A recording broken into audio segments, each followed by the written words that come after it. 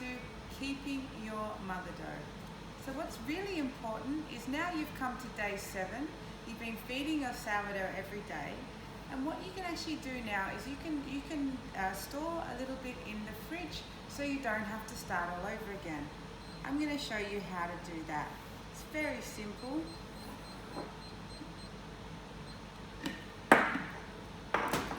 You have to take some of your sourdough from day 7 or day 6.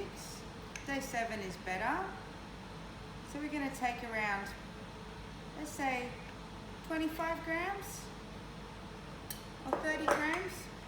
Then we're going to take 30 grams of flour, so the same flour that you use to feed your sourdough.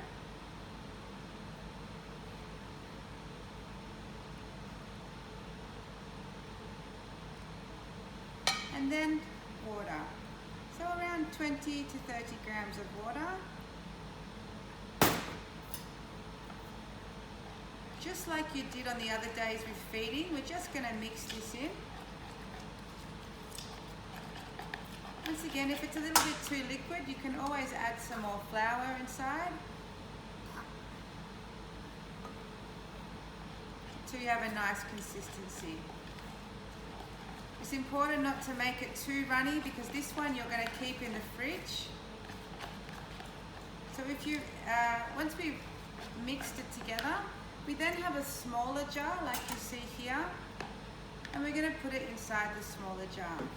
You don't want to fill it any more than 1/3 of the jar, or otherwise it's actually going to start to overflow.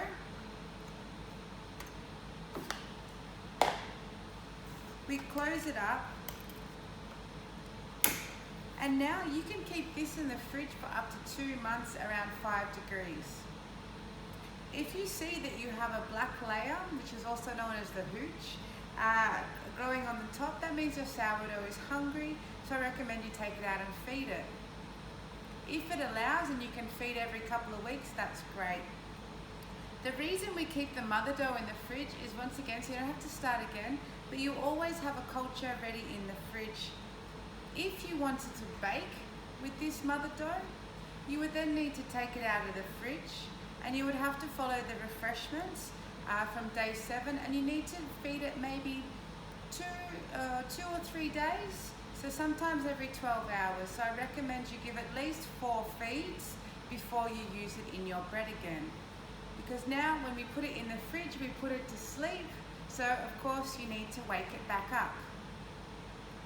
Always make sure that if you open the jar and you've had it in there for a couple of weeks and it starts to smell like nail polish remover, acetone, or develops mold, unfortunately your sourdough has gone bad, and it's best to start all over again because the bad bacteria has won.